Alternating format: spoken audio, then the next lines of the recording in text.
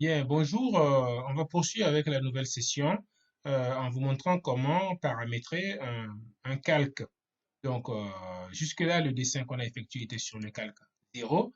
Euh, Bien, pour créer un nouveau calque de dessin, on va cliquer sur cet onglet Nouveau calque. Voilà. Donc, sur ce nouveau calque, on peut saisir le nom du calque donné. Moi, je vais l'appeler calque, ça peut être un mur. Donc, mur extérieur. Voilà. Et on clique à côté. Et sur ce calque-là, on va réaliser un certain nombre de réglages. Donc, si on clique sur cet onglet-là, je vais l'agrandir un petit peu ici. Donc, on peut éteindre le calque ou l'activer. En cliquant là, c'est pour geler le calque, comme ça il n'est pas visible au niveau du dessin. On peut le verrouiller pour qu'il soit plus modifiable. Mais aussi, on peut modifier sa couleur. Donc, je vais choisir de mettre la couleur rouge pour mon mur. Couleur rouge. OK. Ensuite, la continuité. On peut choisir un mur continu ou un mur discontinu. Pour choisir un autre type de mur, on peut faire charger.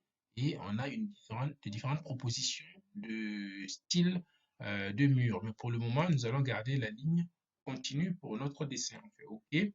Et maintenant, après, on peut changer aussi l'épaisseur. Donc, l'épaisseur, je vais partir sur l'épaisseur 30.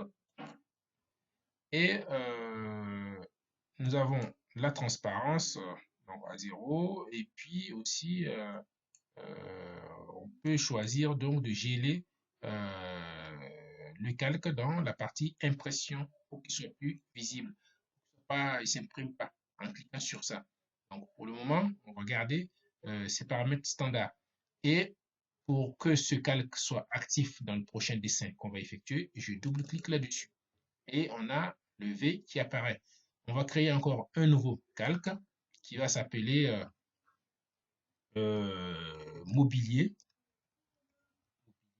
Et ce calque, on va le mettre sur une euh, couleur donnée, couleur verte. Et son épaisseur, on va choisir 20.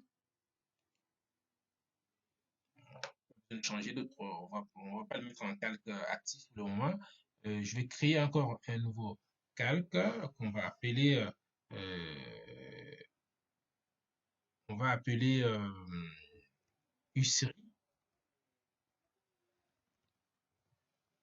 Donc, ce calque, on va choisir une couleur donnée, bleu.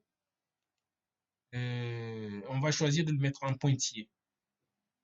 Donc, on va faire charger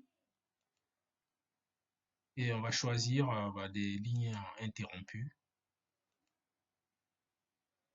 On clique sur ligne interrompue et puis on fait OK.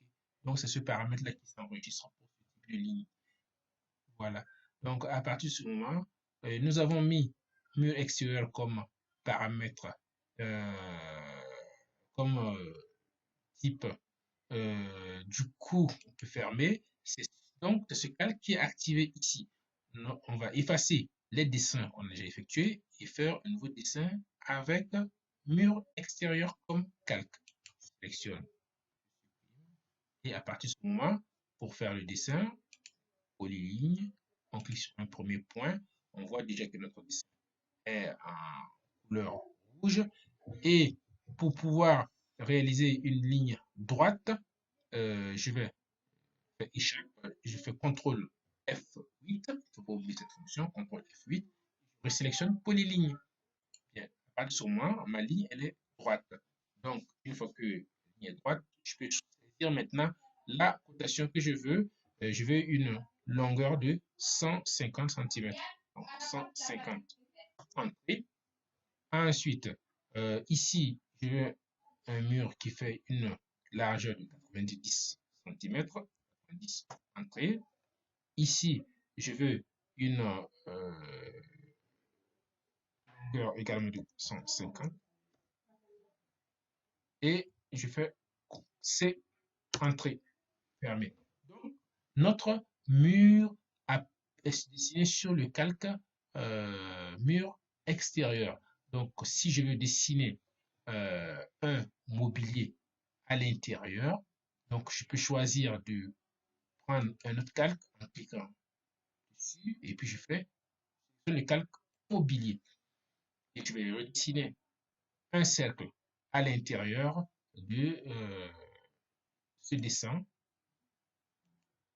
Donc, on voit que le calque choisi, c'est le calque mobilier. Donc, le dessin est en couleur verte. Bien, on veut faire une lucerie. On veut dessiner lucerie. Donc, on va choisir le calque lucerie, couleur bleue. Et on va faire également un petit rectangle dessus.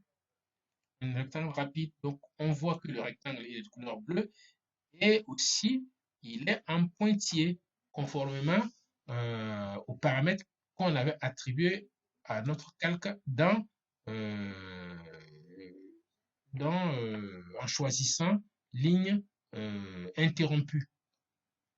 Et je ferme et voici les différents éléments. À partir de ce moment, si je veux faire une ligne de repère avec U-série, donc en cliquant là, il va prendre la couleur de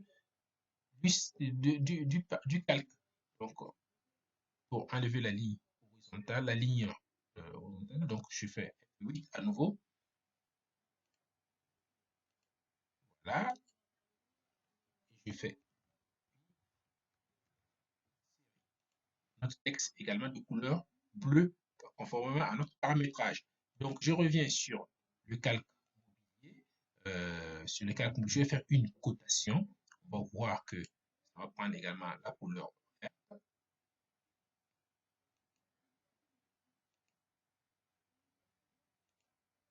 La couleur verte ici.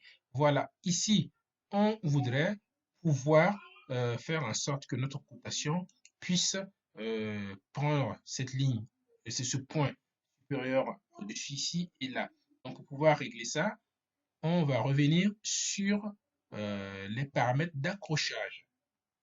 Paramètres d'accrochage et en fonction donc de notre besoin, pour simplifier, on va prendre l'ensemble des points euh, ici, qui soient proches, les points tangents, les points d'insertion, pour faciliter la sélection de ces lignes. Donc, on recommence. Quand je me rapproche ici, on voit automatiquement qu'il m'a sélectionné le point supérieur, ce qui va me permettre de pouvoir dimensionner facilement connaître automatiquement la longueur de mon diamètre. Donc, on sait maintenant comment faire cela. Et aussi, pour le de l'extérieur, je vais prendre son calque. Je vais faire sa cotation, le premier point, le deuxième point. Nous avons les 150 centimètres. Voilà donc ce qu'il en est pour la maîtrise donc du paramètre sur les calques. Euh, on pourra donc à chaque fois, donc si on veut, mais régler ces différents paramètres en fonction du type de dessin, créer autant de calques que l'on souhaite et faciliter donc le traitement donc de notre dessin. Prochaine leçon, nous allons apprendre comment créer un bloc avec AutoCAD. Je vous remercie.